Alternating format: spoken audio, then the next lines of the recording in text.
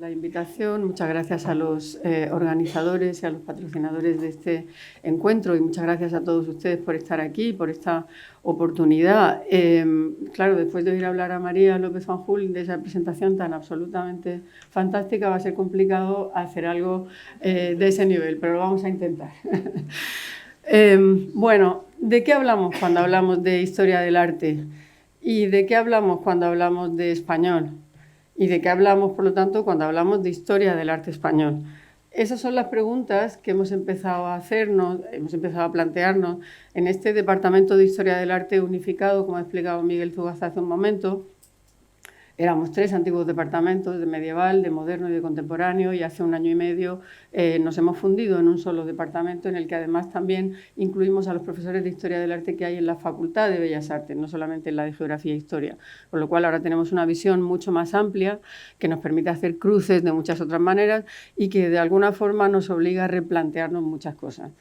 Entonces, lo que nos estamos preguntando, ¿qué es? Pues lo que nos estamos preguntando es cuáles deben ser nuestras metodologías, cuáles deben ser nuestros contenidos y qué es lo que queremos aprender, qué es lo que queremos transmitir en un máster como el Máster de Historia del Arte Español, que tenemos funcionando desde 1910. Se llama literalmente Estudios Avanzados en Historia del Arte Español, que en el fondo, bueno, pues no deja de ser otra forma de comisariado. Montar un máster o montar una clase o una narración de historia del arte en un aula es una manera también de seleccionar determinados aspectos para enseñarlos y para mostrarlos construyendo un relato, construyendo un itinerario. Es decir, son una manera, digamos, de comisariar es en una sala y con una serie de objetos y con imágenes, y otra manera de comisariar es, bueno, pues con una serie de, digamos, de frases, de palabras, de argumentos, también apoyadas en imágenes, en un aula. Acaban siendo comisariados igualmente, ¿no? Bueno, acabo de decir que el máster que tenemos, como digo, se llama de Estudios Avanzados en Historia del Arte Español y se implantó en 2010. Se implantó en 2010. Es decir, no hace tanto tiempo que empezó a andar ese programa y, sin embargo, nos parece que está basado en conceptos y en estructuras temporales que son propias de otra época y que en el fondo son incapaces de competir con las maneras, digamos, en las que se afronta la historia del arte en la actualidad, pues en muchas universidades europeas, americanas, etcétera, en donde se mezclan y se deben mezclar lo local y lo global, pero también donde se deben mezclar, digamos, las preocupaciones contemporáneas con las interrogaciones que nos hacemos sobre el pasado. Es decir, la idea de lo local, como se llama, de lo local, como se llama este encuentro, es fundamental para nosotros, porque se trata de hacer una historia del arte español, como decimos, y ahora hablaremos del tema de lo español, pero a partir de una metodología que tendría que ser universal. Y, es decir, tendríamos que hacernos preguntas globales en el mundo contemporáneo, en el mundo actual, todo es global, lo querramos o no, pero para acercarnos mejor a lo local. O en el fondo también podemos partir de asuntos muy concretos, muy precisos, muy próximos, para de ahí inferir ideas que nos sirvan para entender mejor el mundo en general. Se trata de hacer una nueva perspectiva, en realidad, como digo, para interrogar el pasado, perspectivas contemporáneas. ¿Qué es lo que ocurría? Pues lo que nos ocurría era que en este máster, que ya solo viendo el folleto nos damos cuenta de que está un poquito anticuado, este máster, bueno, pues nos dejaba fuera muchísimos de los asuntos más importantes. Muchos de ellos quedaban fuera, bueno, pues porque había realmente una perspectiva muy tradicional que no atendía y que no atiende realmente todavía ahora a algunas aproximaciones históricas que en realidad son las que más nos están marcando a día de hoy, que son las que tienen que ver con la memoria. Hablábamos antes de emociones, hablábamos antes de afectos, me parece que es muy importante. La idea de crear un impacto intelectual a través de lo emocional, fundamental. Entonces, la indagación en la historia tiene mucho que ver con ese concepto de memoria, tiene mucho que ver con partir de experiencias individuales, partir de experiencias concretas, hacer una historia compartida, pero construida sobre episodios específicos, que ayuden a entender lo que significa un lugar, un contexto, un episodio concreto, pero que de ahí puedan derivarse, digamos, conclusiones generales. Cada vez sabemos mejor que lo individual no solamente es compatible, sino que es complementario e incluso la otra cara de la moneda, inseparable, digamos, de lo universal. La contraposición entre esos dos términos, de lo individual y lo universal, en realidad constituye un falso dilema que ya se plantearon las vanguardias históricas, como sabía muy bien, por ejemplo, Federico García Lorca. Lo individual es la raíz de lo humano y es, en ese sentido, lo más universal. Lo más personal, lo más próximo, es lo más trascendente. Lorca, cuando hablaba de la familia, de la casa de Bernarda Alba, bueno, fue muy criticado. Cuando hablaba de los manceros gitanos, por ejemplo, fue muy criticado, fue incluso machacado por Dalí o por Buñuel por estar haciendo algo demasiado folclórico. Les parecía que era algo, como ellos decían, putrefacto. Sin embargo, en realidad, no hay nada más universal que hablar de celos, que hablar de problemas familiares, que hablar de pasiones desencadenadas, y hablar de la casa de Bernarda Alba no es ni mucho menos algo que se centre o que se deba hacer solamente en Granada, solamente en La Vega, solamente en el territorio rural andaluz. Hay, por supuesto, montones de ediciones en todos los idiomas de la casa de Bernarda Alba. Bernarda Alba se representa en universidades, en teatros, digamos, en diversísimos lugares. ¿Por qué? Pues porque al final, como he podido ver preparando esta charla y buscando referencias, por ejemplo, pues fíjense, en esta universidad americana, al final de lo que se trata es de, pues como lo dicen aquí, un retrato clásico del maltrato psicológico de mujeres a mujeres.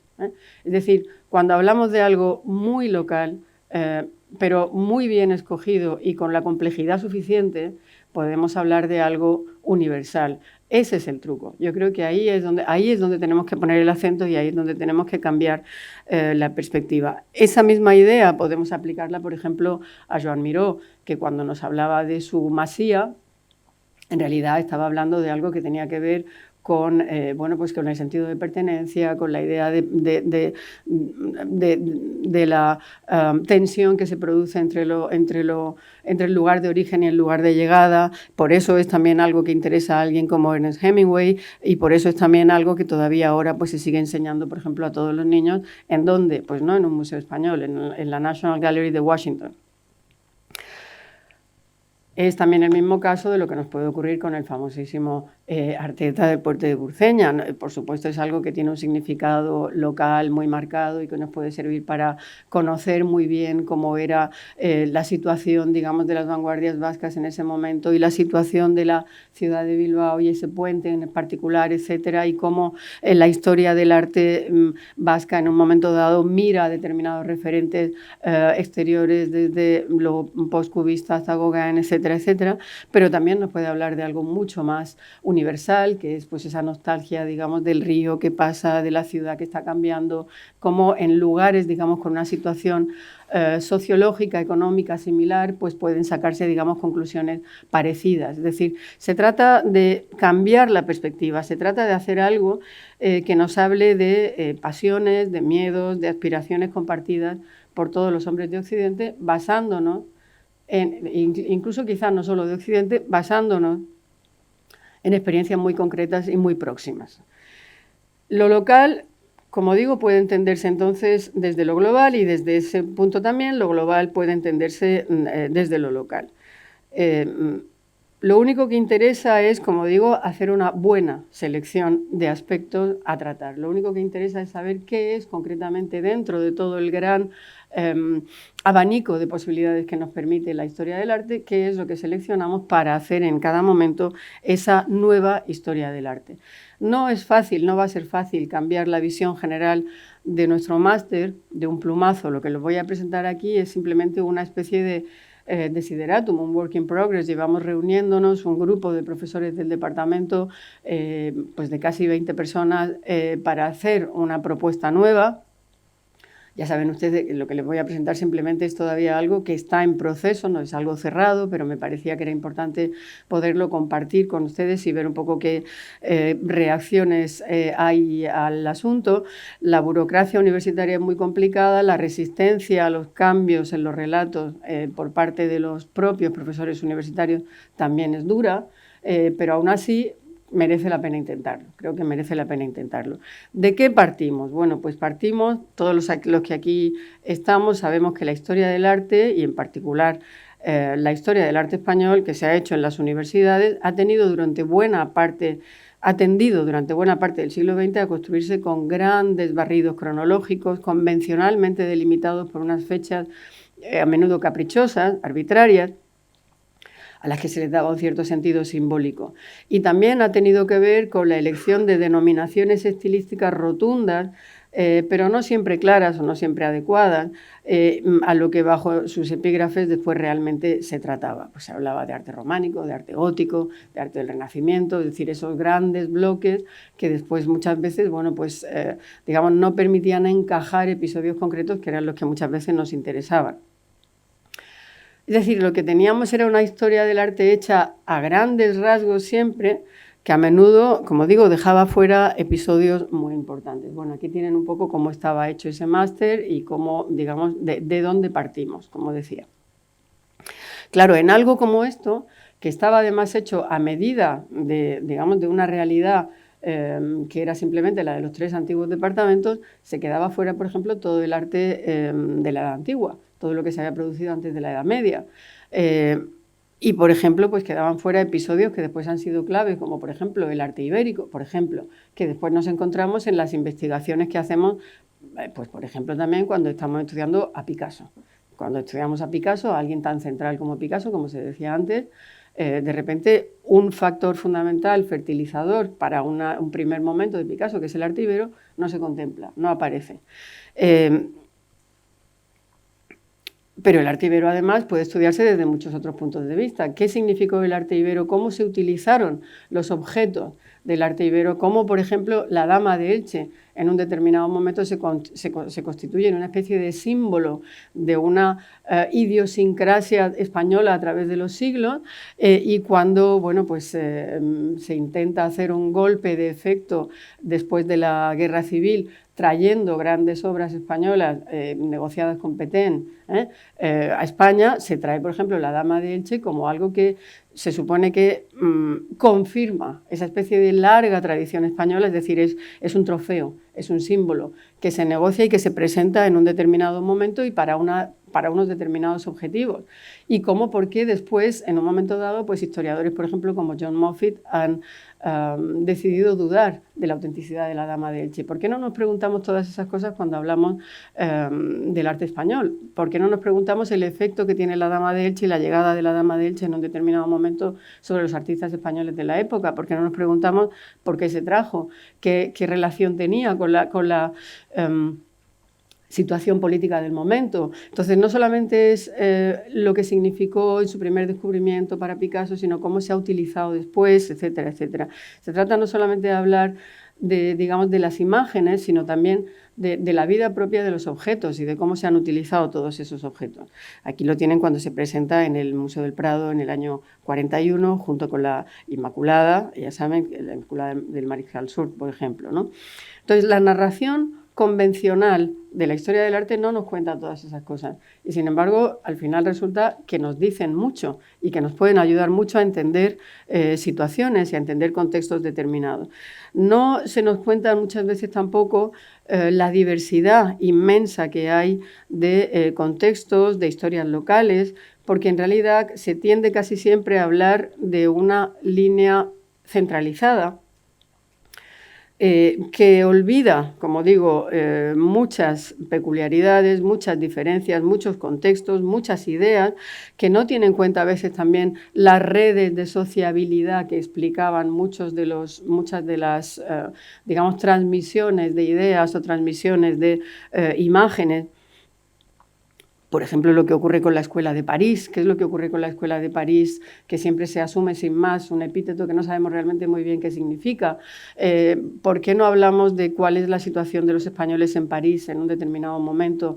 ¿Por qué no consideramos lo que muchos historiadores franceses ya están viendo, hasta qué punto la Escuela de París tiene que ver con xenofobia? En realidad eran los extraños, los extranjeros, en muchos casos además judíos. No era necesariamente el caso de los españoles, desde luego, pero sí eran en todo caso foráneos. Y todo eso, ¿por qué se acuña ese nombre en un momento, digamos, de gran nacionalismo francés, ¿no? Todo ese tipo de cosas, ¿por qué no nos las preguntamos? ¿Por qué no nos hacemos esas preguntas? Al final, lo que ocurre es que muchas veces lo que nos está pasando es que simplemente no nos preguntamos nada. Lo que simplemente nos ocurre es que asumimos la narración que nos viene dada y simplemente, digamos, la repetimos o como mucho buscamos un pequeño detalle de erudición que pueda sumarse. Pero muchas veces no nos preguntamos por qué Juan Gris se empeña en parecer francés en ese momento, digamos, de ola de nacionalismo del retorno al orden y por qué, sin embargo, de repente Rivera está haciendo su famoso paisaje zapatista ya buscando situarse de una manera que le permita introducirse en todos los temas, digamos, de la historia mexicana, sin renunciar a la modernidad. ¿Por qué de repente hay ese tipo de reacciones? ¿Por qué hay esas diferencias? Justamente, además, este es un cuadro del año 15, es el año en el que Rivera estaba participando también en España en la exposición de artistas íntegros. ¿Y qué significa todo eso, no? Entonces, por supuesto, no quiere decir, lo que estoy diciendo no quiere decir que en la historia del arte tradicional haya, digamos, errores o haya omisiones deliberadas, sino simplemente había una metodología que sacrificaba todo a una narración única, que sacrificaba todo, o casi todo, a una, digamos, a una visión hegeliana, lineal y de progreso. Y todo lo que no entrara ahí realmente estorbaba. Realmente no nos servía para ese fin último y por lo tanto lo quitábamos, ¿no? Y eso ha sido así no solamente en nuestro máster, por supuesto, sino en décadas y décadas de historia del arte y diría que no solamente en España, sino en general, ¿no? En ese, digamos, sabiendo que esta es la situación y que esto es de lo que partimos, ¿qué es lo que podemos hacer? ¿Qué es lo que debemos hacer? Bueno, en los últimos años vamos viendo que hay una evolución, un deslizamiento hacia otras áreas de interés en la historia del arte. A ver, un segundito, que lo vamos a ver. Y bueno, y eso pues de alguna forma ya empieza a estar reflejado, por ejemplo, en la página web de nuestro departamento, donde empieza a haber otro tipo de actividades, otro tipo de intereses. Estos son, por ejemplo, los encuentros que hacen nuestros investigadores predoctorales, pero, por ejemplo, empiezan a aparecer, antes ha mencionado alguien el Cine Doré, aquí tenemos, por ejemplo, uno de los cursos de verano de este año, o, por ejemplo, bueno, pues género y públicos en el museo. Estos son el tipo de actividades que se están empezando a proponer por gente de nuestro departamento en otros lugares o en la propia universidad. Y esto nos indica que los intereses de nuestros investigadores, los intereses de nuestros doctorandos, los intereses de muchos de nuestros profesores iban por otro lado distintos de los programas que teníamos en la universidad. Vamos a ver si consigo volver, eso es. Claro, frente a todo eso, esto como digo, hay como un decalage, hay como una diferencia grande de planteamientos, hay como algo que nos está diciendo además que, por ejemplo, muchas de las cosas que investigamos o que producimos, por ejemplo, en el contexto de exposiciones, que en muchos casos son más libres y son más experimentales porque están mucho más pegadas a los objetos concretos que vamos encontrando, al material de archivo que vamos encontrando, a las piezas de pintura, de escultura, de cine que vamos encontrando, digamos, había como una diferencia muy grande entre lo que se contaba en las aulas y lo que después nos encontrábamos fuera. Entonces, eso es lo que pensábamos que era algo que teníamos que, de alguna forma, solucionar. Teníamos que cambiar, de alguna manera, los planteamientos. ¿Y cuál es el cambio? Pues el cambio yo creo que tiene que ver con olvidarnos de los barridos cronológicos, olvidarnos de la idea de progreso, olvidarnos de todos esos grandes bloques, como digo, atrapados entre dos fechas simbólicas, olvidarnos de lo cronológico y hablar de ideas, hablar de conceptos, que después se puedan aplicar a determinados contextos. Claro, eso significa un cambio metodológico, como digo, muy importante. Y eso es algo que tiene que ver también con, bueno, pues con poner sobre la mesa temas, hemos hablado antes de otro mapa, ya le he dicho antes a María que su mapa es el que queremos y no este. Estamos partiendo de este mapa ahora mismo, pero en realidad lo primero que tenemos que poner sobre la mesa cuando hablamos de un máster de arte español, claro, es el propio concepto de España. ¿Qué entendemos por España? Hay que problematizar esa idea, hay que empezar a preguntarse qué es lo que se entiende o qué es lo que se ha entendido en un determinado momento por España o por qué desde una determinada posición artística o cultural se ha retado eso o se ha concebido de otra manera. Tendríamos que empezar a pensar que lo que nos interesa es el arte que se hace en la península ibérica quitándole Portugal, pero no demasiado rígidamente, y añadiéndole Canarias o Ceuta, y Melilla o las Baleares, o podemos empezar a pensar que hay realidades como el exilio, realidades como la colonia, realidades que nos tienen que llevar a expandir muchísimo ese territorio y que cada vez tendrá unos bordes más imprecisos, ¿no? Cada vez tendremos una indefinición más clara del propio concepto de lo español. Aparte de eso, por supuesto, también ha habido a lo largo de la historia, y es muy importante ser consciente de que lo que tenemos es que tener claro que lo que hemos asumido son relatos, no realidades, sino relatos, narraciones. Lo que tenemos es que plantearnos por qué han ido evolucionando esos relatos, a qué respondían en cada momento, qué es lo que significa hacer una historia del arte español, lo que quiera que sea lo de español y lo que quiera que sea lo de historia del arte, porque ninguna de esas dos cosas, ninguna de esas tres cosas, ni historia, ni arte, ni español, parece que lo tengamos del todo claro. No se trata de hacer algo muy abstracto, se trata, por el contrario, de ir a algo, como digo, muy preciso. Se trata de ir a contextos específicos, se trata de ir con una perspectiva muy analítica y muy de hacer preguntas y muy deconstructiva, digamos. Se trata de volver a mirarlo todo, como decía antes María López Fanjul. En realidad de lo que se trata es de lo mismo, lo estamos haciendo igual, lo queremos hacer igual desde la universidad. Todavía quizá no estamos del todo en la fase en la que está María, pero claramente vamos en la misma dirección. Y se trata también, igual que hablábamos antes, de que en realidad el tema, la división entre colección permanente y exposición temporal es cada vez más borrosa. Lo mismo ocurre aquí. Yo creo que las asignaturas no tienen que ser como programas definitivos, fijos, inamovibles, sino que tienen que parecerse a ese punto intermedio entre exposición temporal y colección permanente. Es decir, tienen que ser, como ahora veremos, cajones desastre con ideas genéricas que en cada momento puedan rellenarse de una determinada forma. Hablábamos del concepto de lo español. Voy a detener un momentito ahí, porque en realidad, si decimos que lo que necesitamos es una historia basada en conceptos y en ideas y no en cronologías, el primero que tenemos que interrogarnos, como decía antes, es el de lo español. Claro, la idea de lo español como algo diferente, como algo incluso exótico, como algo lleno de peculiaridades, ha sido un tema obsesivo para muchas generaciones de historiadores del arte. Lo ha sido desde sucesivos marcos teóricos y culturales. Siempre se ha visto España como un lugar extraño. Tenemos aquí, de hecho, una exposición de Zuloaga que luego me encantará ir a ver. En realidad hay planteamientos que son muy herederos, por supuesto, de visiones foráneas, las del romanticismo, como Roberts, pero también después asumidas dentro de España por pintores y por supuesto, literatos, claro, y pensadores de la generación del 98. Ha habido reflexiones también basadas en estas de historiadores mucho más cercanos a nosotros, los que han sido nuestros maestros, y en ese sentido no quiero dejar de citar a Francisco Calvo Serrayer, que recogían de alguna manera estas dos herencias y que le sumaban además la preocupación por un sentido de diferencia o de marginalidad que tenía que ver también con la idea de haber sido un lugar aislado, fuera de la corriente principal de la historia del arte, pero también de la historia del siglo XX, entre otras cosas, por haber estado ocupado el país durante 40 años por la dictadura franquista, ¿no?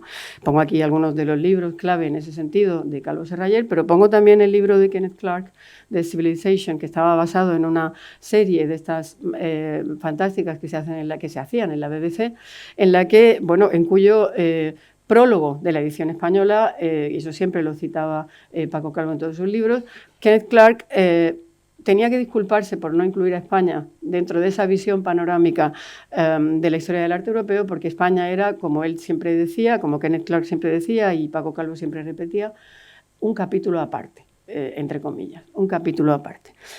Esa visión nos marcó durante mucho tiempo. Esa visión la hemos tenido como algo, absolutamente asumido durante mucho tiempo.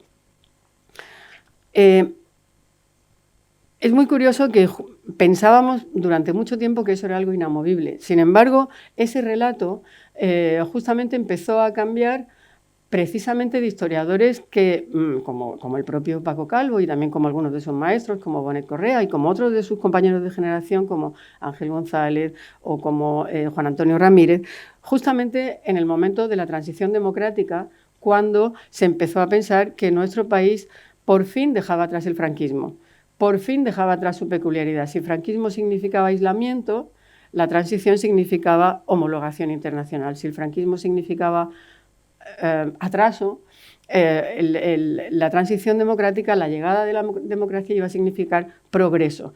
Y con ese cambio de relato acaba por, de alguna forma, desaparecer la meditación, digamos, de lamento sobre España, de lamento sobre la peculiaridad y sobre la diferencia de lo español. Incluso desaparece del todo la idea de que lo español sea algo diferente, y así lo hace, por ejemplo, Juan Pablo Fusi, que no por casualidad colaboró también muchísimo con Francisco Calvo Serrayer, hablando de que España es pues, tan peculiar como puede ser Italia, como puede ser Viena, o sea, Austria respecto a otros relatos, o como puede ser Inglaterra. Es decir, efectivamente hay relatos diferentes, pero no es que haya, digamos, que sentirse inferior en el caso de lo español. Esa idea de dejar atrás la angustia por ser un país diferente, muy marcada por haber vivido la dictadura franquista, como digo, queda atrás, pero lo interesante es que justamente ahora volvemos a interrogarnos sobre ello, cuando el relato de la transición ha entrado en crisis, cuando ahora empezamos a pensar que la visión heroica de la transición tiene que ser revisada. Tiene que ser revisada por muchos conceptos y, bueno, pues la idea de que España como problema había quedado atrás, pues ahora tenemos que, en fin, matizarla y ver quizá que tenemos que encontrarnos con otras perspectivas historiográficas que nos permitan analizar el concepto mismo de lo español y el concepto mismo de lo nacional, que ahí también habría muchísimo que hablar, desde otras perspectivas historiográficas. Bueno, teníamos aquí algunas otras imágenes de libros, como decía, de la propia de historiadores de la propia generación de Calvo Serrayer o un poquito más jóvenes en algún caso. ¿Cuáles son las nuevas narraciones? ¿Cuáles son las nuevas perspectivas desde las que se está afrontando por parte de doctores recién doctorados, digamos, o profesores jóvenes que están volviendo la vista atrás una vez, como digo, que de alguna forma que ha entrado en crisis ese relato heroico de la transición? Bueno, pues este tipo de historias, género, memoria y cultura visual en el primer franquismo, por ejemplo, por parte de una historiadora joven como María Rosón, que bueno, pues no solamente expanden, digamos, la visión que se tenía de lo que tenía que ser la historia del arte, sino que además, bueno, pues empiezan a entrar en temas clave, obviamente, como el tema del género, como el tema de la memoria, y por supuesto hablan no solamente de lo que entendemos como alta historia del arte, como pintura, escultura, etcétera, sino que también hablamos de otro tipo de materiales, de otro tipo de objetos, como fotografías familiares, como imágenes de todo tipo que nos ayudan a reconstruir un contexto desde otra perspectiva distinta. Esto es lo que de alguna manera queremos producir. Queremos hacer digamos, un marco para que empiecen a surgir maneras de hacer historia interpretativas, maneras de hacer historia creativas, maneras de hacer historia que se hagan preguntas. Frente a esto, digamos, lo que nos gustaría es empezar a pensar en algo más parecido a esto. Tenemos que pensar cuál es la historia que queremos hacer, tenemos que pensar en cómo transmitirla y tenemos que pensar sobre todo en que tiene que estar cambiando continuamente, en que no podemos fijarla en un programa que sea siempre el mismo, no podemos dejarla como anquilosada. Por ejemplo, cuando hablamos de temas que nos quedaban fuera, ¿por qué no pensamos en lo popular? ¿Por qué no pensamos? Siempre se hace una historia del arte en realidad que tiene mucho más que ver con lo cortesano, que tiene mucho más que ver con esa idea de lo que se produce en un determinado contexto de élite. Pero ¿por qué no hablamos de lo popular y por qué no hablamos de qué ha significado lo popular en cada momento? ¿Por qué no hablamos, por ejemplo, de que lo popular es algo que, si pensamos en, y perdonen que voy a hacer más referencia a temas, digamos, contemporáneos, porque los conozco mejor, no porque sean más importantes. Cuando hablamos, por ejemplo, de lo popular, sabemos que es algo que tuvo una importancia enorme para la República, Sabemos que, por ejemplo, artistas como Maruja Mayo le dieron una importancia enorme y pensaron que era algo que de alguna forma servía para fertilizar su propia visión de lo moderno. Pensamos en el arte popular, como fue, por ejemplo, expuesto en el pabellón español del 37, en el que estaba el Guernica, en París, en la fotografía de arriba, pero pensemos cómo se retoma también, por ejemplo, en pleno franquismo, en el año 51, en la Trienal de Milán, en ese maravilloso pabellón de la Trienal de Milán que hicieron Coderch y Santos Torroella, y que, bueno, pues incluía desde bordados lagarteranos hasta fotografías de la arquitectura popular ibicenca mezclados con Miró o mezclados con los famosos surels mallorquines que tanto le interesaron también, por ejemplo, al propio Miró. Vanguardia, tradición, porque aquí también en la Trienal de Milán también, por ejemplo, se introducía en un montaje en realidad que seguro que a María le gustaría, se mezclaban con románico catalán, se mezclaba con, digamos, se intentaba hacer, bueno, era realmente un alarde lo que se hizo en ese pabellón para conseguir el premio y por supuesto hubo también mucha ingeniería y mucha diplomacia en juego, ¿no? Es el primer premio que se consigue en un pabellón internacional en el franquismo, año 51, que como saben es un año clave en el que están empezando a cambiar las relaciones del franquismo con el entorno internacional. La Trienal de Milán es una trienal de diseño. España no tenía una gran tradición de diseño industrial porque, entre otras cosas, no tenía mucha industria, salvo aquí y en Cataluña. Entonces, lo que se hace es la cuadratura del círculo y se considera que, en realidad, el gran talento español para el diseño era el talento que se aplicaba a la artesanía, no a la producción industrial. Y ese gran diseño venía desde Altamira, son los años en que se acaba de hacer los encuentros de Altamira, hasta Miró, hasta Oteiza, que también había alguna pieza, ¿no? Es decir, o hasta Ángel Ferrand, que también había ahí. Entonces, fíjense, por ejemplo, si se selecciona para una clase monográfica la Trienal de Milán simplemente del año 51, la cantidad de cosas que se pueden contar.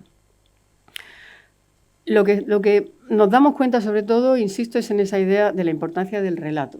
Lo que nos damos cuenta es de la importancia, digamos, de ser conscientes del relato, de que todo lo que se nos cuenta forma parte de una narración y que esa narración siempre, siempre, siempre ha servido a una serie de intereses, digamos, conscientes o inconscientes, ha servido a digamos, pues a unas necesidades, incluso si me apuran, sociológicas, políticas, digamos, con la intención en muchos casos de renovar al propio país, como decíamos antes con la transición, ¿no? Entonces, de entrada, ¿qué problema tenemos si tenemos que hacernos conscientes de que todo lo que teníamos eran narraciones, de que no tenemos claro lo que es español, no tenemos claro lo que es historia, no tenemos claro lo que es arte? Tenemos un problema. Tenemos un problema porque en realidad, ¿qué tenemos que hacer? ¿Negar la mayor y empezar de cero? ¿Cómo lo hacemos? Bueno, estamos viendo que hay otras posibilidades, como digo, por ejemplo, perdónenme que me salta esta diapositiva, para hablar de lo popular. ¿Qué otras maneras tenemos de entender lo popular? Pues lo popular, por ejemplo, es también el cine. Puede ser el cine, puede ser no solamente el cartel, sino también las propias películas y también con todas las implicaciones que tienen. Hablando de los relatos, por ejemplo, ¿por qué pongo esta imagen? Bueno, pues porque ahora, en este cruce de departamentos que tenemos en la Complutense, estamos aprendiendo los profesores de arte contemporáneo hasta qué punto la idea que había, por ejemplo, de lo mudéjar es en realidad una narración literaturizada hecha desde el siglo XIX. Tenemos, digamos, la impresión de que hay muchas cosas que damos por supuestas y que en realidad tendríamos que repensar. Tendríamos que repensarlas de una manera profunda. Por supuesto, tendríamos que repensar también las muchas formas en las que se ha estudiado el arte llamado hispano-musulmán, en ese deseo de siempre, digamos, hacer una visión de lo peculiar, cuando en realidad ahora cada vez más nuestros profesores de arte musulmán, pues Susana Calvo, Juan Carlos Ruiz Souza, que están en foros internacionales muy importantes, nos insisten una y otra vez en que dejemos de hablar de lo hispano-musulmán. Es arte musulmán, digamos, comparable con el que se hace en cualquier otro lugar. Y otra cosa muy importante, tenemos que hablar también de la importancia que tiene el arte musulmán, no solo en la configuración de la personalidad cultural española, sino europea. Nada de pensar que esto es algo oriental. Vamos a acordarnos de Edward Said y vamos a ver hasta qué punto, digamos, la idea de oriental Aplicado a esto, pues hombre, es complicado. Es algo que se produce en el sur de España, como cuando hablamos de oriental y metemos en el mismo saco, como nos dice él, lo mismo a lo marroquí que a lo que se produce en la China o en la India, ¿no? Vamos a mirarlo con un poco más de detalle y vamos a pensar, como digo, que aquí estamos hablando de algo que no es simplemente una peculiaridad provincial, que no es algo extraño, que no tiene tanto que ver con esa idea de invariantes castizos, como decía Chueca, sino que tiene que ver con algo que se tiene que examinar en sus propios términos y también en lo global. Entonces, estamos hablando de cambios muy importantes en el hilo conductor del máster. Por un lado, tenemos que, digamos, repensar claramente el concepto de lo español, repensarlo sobre todo para interrogarnos sobre él, para problematizarlo. Fíjense ahora con la que está cayendo en términos políticos, digamos, cómo pensamos en lo español, cómo le llamamos, qué tipo de, digamos, no sé, de ideología proyectamos cuando hablamos de esto. Tenemos que ser, no digo que haya que no hacerlo, lo que digo es que hay que ser conscientes de lo que significa hacerlo, y que pensemos en cómo podemos, digamos, insisto, preguntarnos sobre ello, ver qué tenemos que hacer cuando tenemos que plantear un máster de Historia del Arte Español, ver qué tipo de cuestiones relacionadas con entidades, con identidades culturales, territoriales, políticas, con intereses ideológicos, económicos, estamos proyectando cuando hablamos de cada cosa de la que hablamos.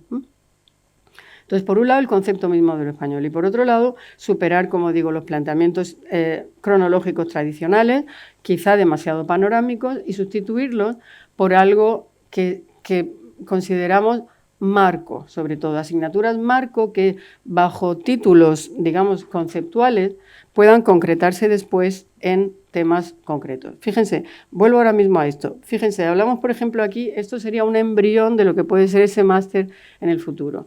Temas muy variados, que pueden tener que ver con género, con identidades y diferencias, con arte, naturaleza y paisaje. He marcado mercado y públicos y he marcado teoría e ideología de la imagen por los dos ejemplos que tengo que les quería enseñar.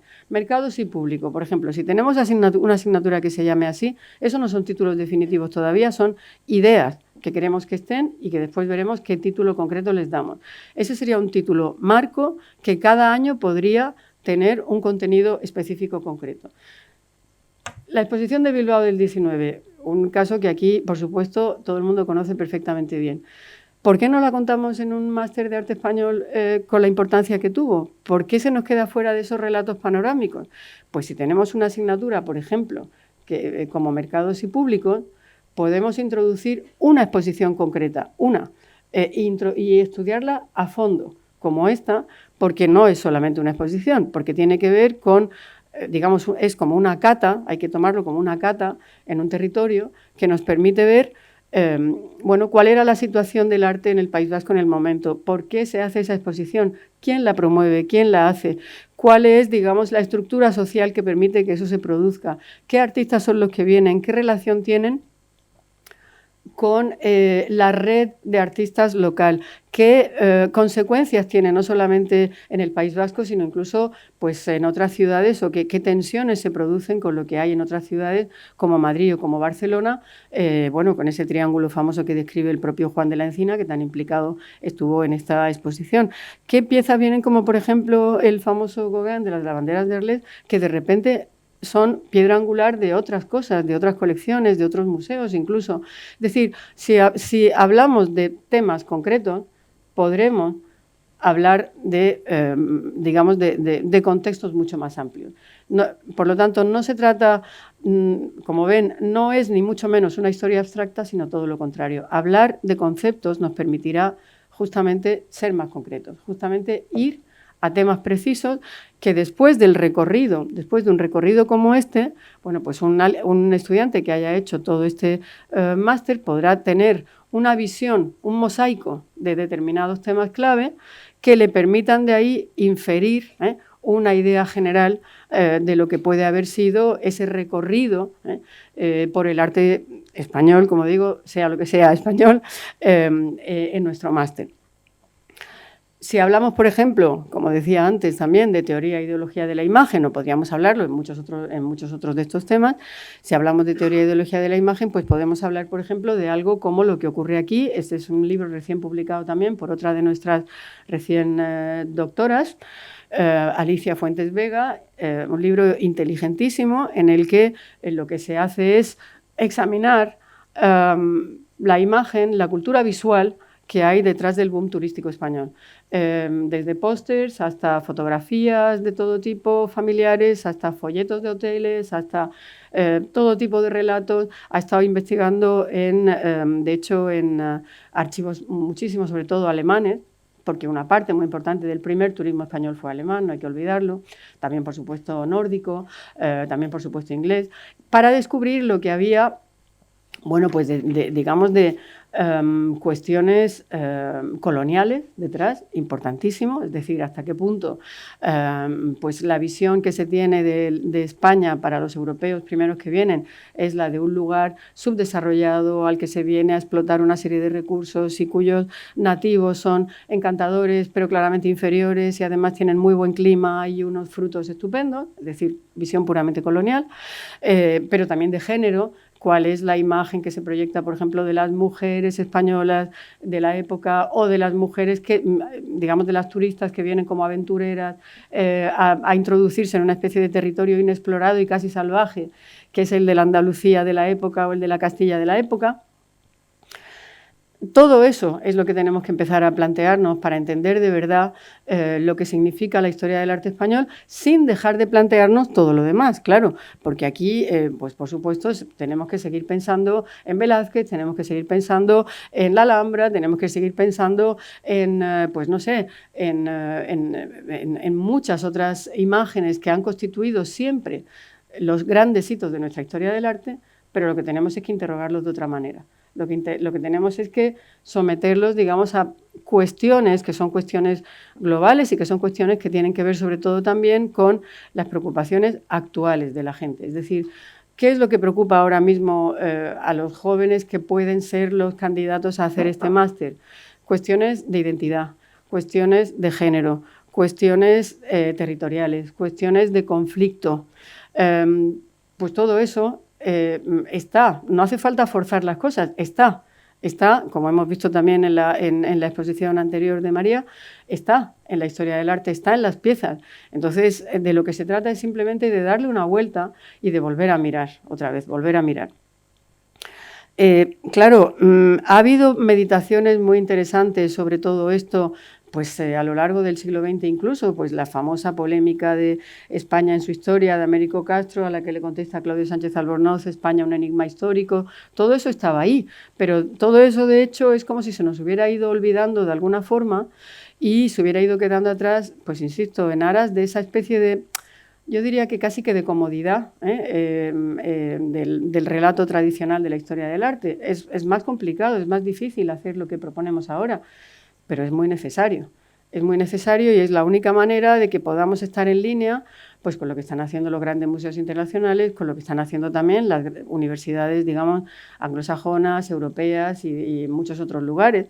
Y bueno, pues todo eso tiene que ver, pues eso, con pensar en temas clave, que insisto, aquí están solamente apuntados en bruto, ya veremos qué títulos son los que se les dan, pero que nos permiten, por ejemplo, pensar, cuando hablamos de arquitectura y poder o de escenarios de poder, antes teníamos una asignatura que se llamaba escenarios de poder en la Edad Moderna. ¿Eso qué significaba? Pues que había que aplicarlo al Escorial, había que aplicarlo al Palacio de Carlos V, que son temas absolutamente clave y que siguen estando ahí, pero a lo mejor se puede aplicar también, por ejemplo, al edificio de Telefónica de la Gran Vía de Madrid, porque hay otras maneras de poder, hay otras maneras de ver, digamos, la manera de imponerse en una ciudad, la manera de imponerse en un determinado régimen económico y social, y cómo no siempre el poder es político, o a veces el poder económico, bueno, es inseparable del político también, evidentemente. No sé si es incluso un error plantearlo como dos poderes diferentes, ¿no? Entonces, ¿qué es lo que estamos intentando hacer? Pues insisto, partiendo de las mismas... Partiendo de la misma historia del arte que ha habido siempre, partiendo de los objetos que tenemos a nuestro alcance siempre, hacerles preguntas distintas. Hacerles preguntas diferentes como pues interrogándonos a través de una serie, como decía, de conceptos clave que cada año se puedan ir ajustando a la propuesta de un profesor y que tengan que ver con pues con una investigación que está haciendo, con un libro que acaba de publicar, con intereses que se palpan en exposiciones recientes que se han hecho o en las propuestas, en las demandas, digamos, de tesis doctorales que se están presentando, que, insisto, están cada vez más separadas de los programas tradicionales que teníamos. Entonces, lo que tenemos es que aprender de la generación de los jóvenes historiadores del arte que nos están enseñando a cómo mirar de otra manera, y lo que tenemos es que también ver que pues la universidad no debe nunca ir por un camino distinto de las demás instituciones culturales. Los museos nos están enseñando muchísimas veces a cómo mirar las obras de arte de otra manera distinta, y nosotros no podemos seguir encerrados en nuestro carril sin más. No podemos solamente hacer un texto para un catálogo y olvidarnos de lo que hay en la sala de la exposición. Tenemos que, intentar juntar todas esas visiones. Yo creo que es importantísimo ese libro famoso de las 2 historias del arte de Ashausen. Tiene que empezar a superarse y tiene que verse como dos orillas, que son las 2 orillas del mismo río y que tenemos que trabajar conjuntamente. Entonces, esa es la propuesta que estamos intentando hacer desde este departamento unificado de Historia del Arte, en el que lo que queremos es que todas las distintas cronologías fertilicen a las otras, lo que queremos es cruzarnos, hibridarnos, hacer cada vez cosas más abiertas, más porosas, más permeables a todo lo que se está produciendo dentro y fuera de la universidad. Se trata de producir conexiones intelectuales que sean también emocionales, se trata de hacer desaparecer la rigidez de los periodos tradicionales, se trata de mirar de nuevo y tener en cuenta todo aquello que preocupa ahora mismo, y que está en la calle porque estaba en la historia del arte cuando se produjo, porque cuando las obras de arte se producían realmente estaban reflejando todas esas cosas y no las podemos, centrifugar y olvidarnos de todo aquello. Tenemos que ser capaces de interrogarlas para saber qué era lo que nos querían contar. Al final creo que hay muchos cruces entre las ponencias que vamos a ver hoy, yo creo, y eso de alguna forma me parece gratificante, porque creo que entonces a lo mejor estamos yendo en la buena dirección. Nada, muchísimas gracias.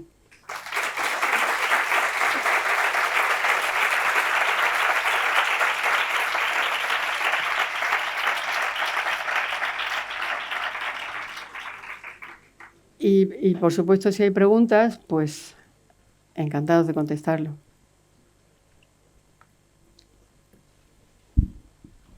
Muchas gracias. Estoy fascinado con la ponencia y quiero hacer una pregunta y un... Yo estoy asustada, pero...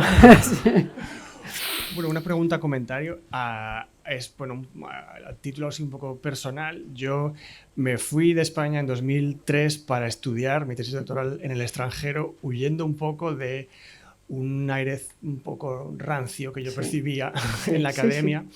Y ahora que veo esto, digo, ¿quién fuese un doctorando hoy en día en la Complutense, ¿no? Pues muchas gracias, pero espero que sea posible realmente. Estamos en ese camino, pero es verdad que están empezando a pasar muchas cosas interesantes y, como digo, vienen sobre todo de los doctorandos. Y me interesaría que contase un poquito más sobre algo que me llamó la atención, que es cómo este nuevo enfoque puede, de hecho, estar más cerca del objeto y puede fomentar una mejor permeabilidad entre la universidad y el museo, que creo que era otra asignatura pendiente que teníamos en España. Sí. Pues muchas gracias por la pregunta. Sí, yo creo que cuanto más... por eso decía que no se trata de hacer una historia abstracta, aunque estemos hablando de hacer una historia sobre ideas, pero creo que esas ideas hay que aplicarlas a objetos, hay que aplicarlas a hechos, hay que aplicarlas a algo concreto, a algo preciso. Por eso hablaba también de memoria, porque el concepto de memoria en el fondo tiene que ver con una historia que es compartida, pero que parte de experiencias particulares, ¿no? Entonces, esa es la clave, trenzar lo particular y lo universal. Si hablamos, por ejemplo, como decía antes, pues de la propia Dama de Elche, por poner el ejemplo que hemos puesto ya antes, claro, no solamente se trata de estudiarla como la gran obra de arte de la escultura ibérica y que se produjo en el siglo tal y que se encontró en el siglo tal, sino después vamos a hablar de qué pasó con esa pieza. ¿Qué pasó con ese objeto? ¿A dónde fue? ¿Por qué estuvo? ¿Por qué de repente se expone en un determinado contexto en Francia? ¿Por qué de repente se negocia con ella? ¿Qué significado tiene cuando se trae a España? ¿Por qué luego va al Museo Arqueológico y ahí ya empieza a tener otro significado distinto? La historia, digamos, de las piezas en sí mismas es súper importante y a su vez eso nos ligaría también a otra manera de entender la historia del arte, que es la historia de las colecciones, la historia del coleccionismo, que también en muchos de esos apartados puede entrar todo eso. Lo interesante de un formato como este es que muchas cosas pueden estar en 3 o 4 sitios a la vez. Y la idea es, bueno, pues que el coordinador de este máster, que va a tener mucho trabajo, tendrá que poner de acuerdo cada año a los profesores sobre en qué casilla se mete cada cosa para que el panorama sea un panorama, digamos, complementario y atractivo. Pero me refería, por ejemplo, cuando hablábamos también por ejemplo, del ejemplo de la Exposición Internacional de Bilbao del 19, si uno hace un arte de las vanguardias en España sin más, es difícil que hable de piezas concretas, porque no da. Es que simplemente, siendo prácticos, no tenemos tiempo, no tenemos clases, no tenemos posibilidades. Pero si te centras, y aquí estamos hablando de máster, no de grado, por lo tanto ya estamos en posgrado y podemos, digamos, ser un poquito más especializados. Entonces, si tú te centras tu estudio en esta exposición concreta, pues probablemente puedes hablar de varias piezas que te resulten interesantes o, no sé, de hacer una selección de una y ver pues cuál fue su recorrido, qué significó, qué aportó, si la vio no sé qué artista que después resultó que a partir de ahí hizo otra cosa, o si de repente un coleccionista en un momento dado la quiso tener por lo que podía significar socialmente y sin embargo después pues pasó a un museo y entonces significa otra cosa. Me parece que es muy importante también hablar en ese sentido de las piezas en sí mismas, ¿eh? Y fíjense, cuando hablábamos antes también de la exposición que contraponía lo africano y lo europeo, estaba contando antes María, esas piezas estaban ahí. Sin embargo, nadie las había sacado o nadie las había puesto, digamos, en la contraposición adecuada, ¿no?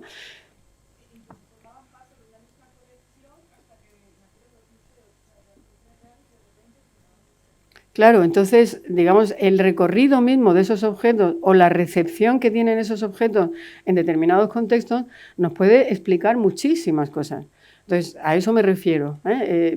Si somos capaces de concretar más, podremos, digamos, sacar mucho más partido de cosas pequeñas, aparentemente pequeñas, porque ya ven que no lo son.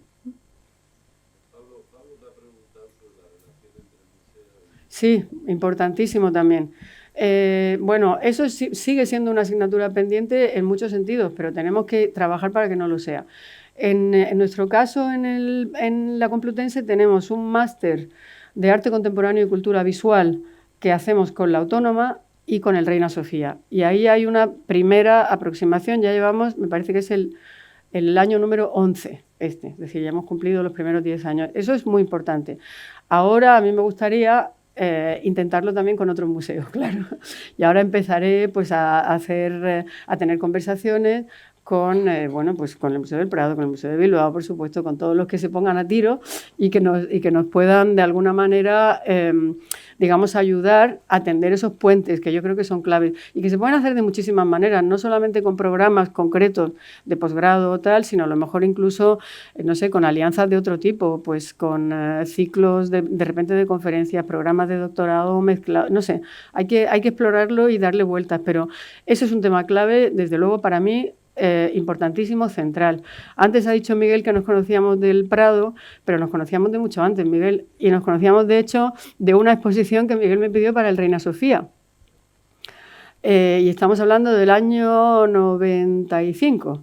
Y esa es una exposición que salía, bueno, era pues sobre uno de los directores del museo, Fernández del Amo, que había sido el primer director de lo que fue Museo de Arte Contemporáneo, aunque la historia de la institución viene de los 90 del siglo XIX, como arte contemporáneo es el año 51, justamente ese año de la Trienal de Milán, de la Bienal Hispanoamericana, de tantas otras cosas. Fernández del Amo era muy importante justamente porque era no solamente un director de museo, sino alguien que tenía una proyección fuera del museo muy importante como arquitecto de los pueblos de nueva colonización y como, digamos, promotor y mecenas de artistas contemporáneos.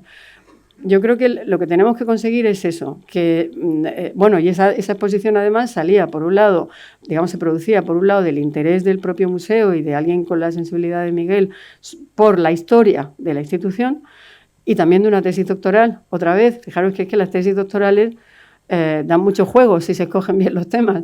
Entonces, creo que tenemos que nosotros también, como profesores, no solo o no tanto guiar a los posibles futuros doctores, sino más bien aprender de ellos, porque tienen realmente una visión fresca de los intereses, de las necesidades de investigación de las que nosotros mismos podemos beneficiarnos muchísimo. Hola, María. ¿Dónde? Aquí. Hola.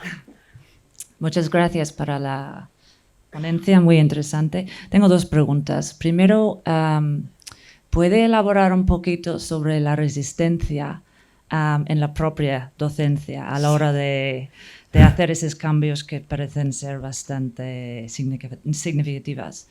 Y por otra parte, mirando la propia, el horario, ¿cómo se llama? El contenido, una cosa que insisto, es muy verde todavía. Sí, no, pero una idea en general, que estamos hablando de un proceso quizás de democratización y de alejarnos de lo que eran los antiguos élites en muchos sentidos, ¿no? De cronología y tal. Y todavía hay un poco de falta de democratización en el sentido de que tenemos optativas y obligatorias. Sí, pero eso, tenemos que llegar a todo optativa. Me encantaría. Y de hecho, en el máster de Arte Contemporáneo y Cultura Visual del Reina Sofía, en el primer momento era todo optativo, pero después llegó la famosa ANECA, que es como digamos los vigilantes por parte del Ministerio de Educación de que todos los programas tengan una serie de características y nos obligaron a tener algunas obligatorias. La resistencia viene también por ahí, no he entrado mucho en el detalle, pero hay una resistencia no solamente de los grandes relatos, ya sabéis que los mitos tienden siempre a perdurar. Y es muy difícil erosionarlos, ir en contra. En ese sentido, hay muchos de nuestros profesores a los que les parece que la historia del arte tal como la teníamos planteada en ese máster, como se enseña en el programa antiguo, que todavía va a tener un año más por lo menos, no había por qué tocarlo, les parecía que estaba perfecto y no teníamos por qué hacer ningún cambio, ¿no? Entonces, hay por un lado esa resistencia, que es una resistencia... No sé si decir una resistencia intelectual, más bien es una resistencia, digamos, casi vital. Eso por un lado. Pero por otro lado hay la otra resistencia que tiene que ver con lo que tú estás diciendo de obligatorias y optativas, que es la que tiene que ver con el Ministerio de Educación, con, digamos, cuestiones logísticas, cuestiones de ordenación docente.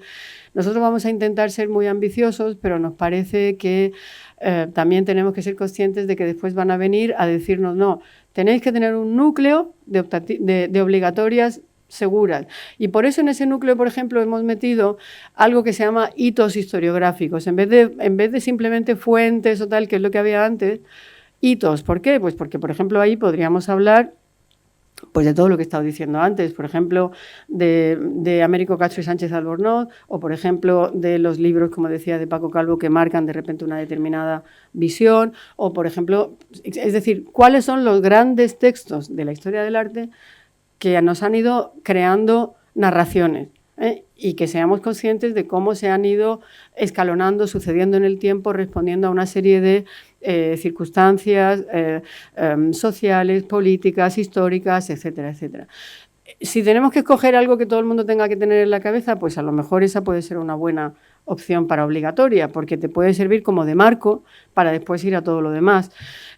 A mí me encantaría que todo fuera optativo, sería lo ideal, y que cada uno se hiciera el máster del todo a su medida. Pero también ahora ya después de 1 año y medio me doy cuenta, digamos en cargo de gestión en la universidad, me doy cuenta de que todo no es realista hacerlo. Y hay que ir, bueno, pues si quieres conseguir algo, tienes que plantear algo que pueda realmente hacerse, ¿eh? Entonces, más que jerarquizar temas importantes, lo que pensábamos era más bien algo que sea instrumental, y eso es lo que puede ser obligatorio, y todo lo demás optativo, ¿eh?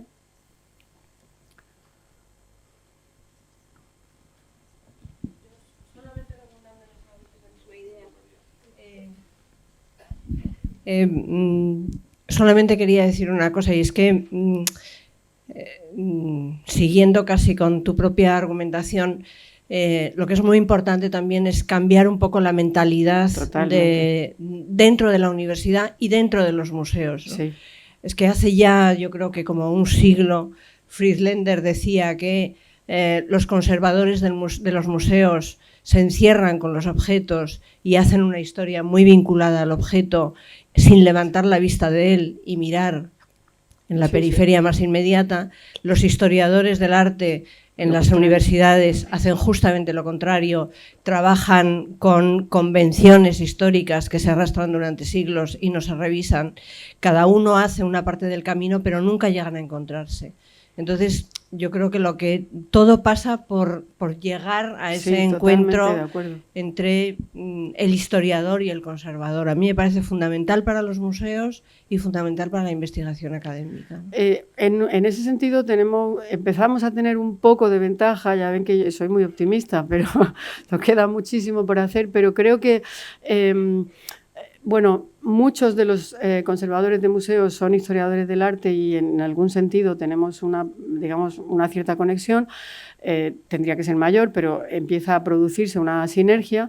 Y también hay otra cosa importante, y es que en los últimos 2 años parece que se está empezando a romper ese maleficio de los profesores asociados, romper ese maleficio de que no se podían hacer contratos, la tasa de reposición cero famosa de la universidad, por la cual cuando un profesor se jubilaba o se iba, directamente no se reponía a nadie, o como mucho, si se contrataba a alguien con el título de profesor asociado, que era la manera más barata de contratar, pero que no significaba lo que verdaderamente tiene que ser un profesor asociado, que es alguien que tiene una vida profesional clara.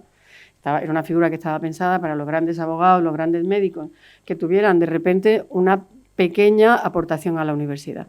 Bueno, pues tengo que decir que en este último año y medio, muchos de los estamos reduciendo, digamos, nuestro número de profesores asociados a los que realmente tienen la otra pata en instituciones como el Museo Reina Sofía, la Casa Encendida, el Museo del Prado, el Museo Arqueológico, y eso es lo que querríamos realmente tener como asociados, es decir, gente que lo que puede aportar a la universidad es precisamente una visión, digamos, que no suelta al museo, que la trae puesta, que la tiene con él, ¿no? Entonces, por ahí, por esas 2 vías, yo creo que tenemos que intentar seguir trabajando. Y aparte de eso, como digo, pues por hacer programas, convenios con museos, hacer programas que puedan ser compartidos, participar en actividades que hacen desde los museos y hacerlas como algo que tenga que ver con programas de formación de la universidad, etcétera, etcétera. Pero sí, nos queda mucho camino que recorrer.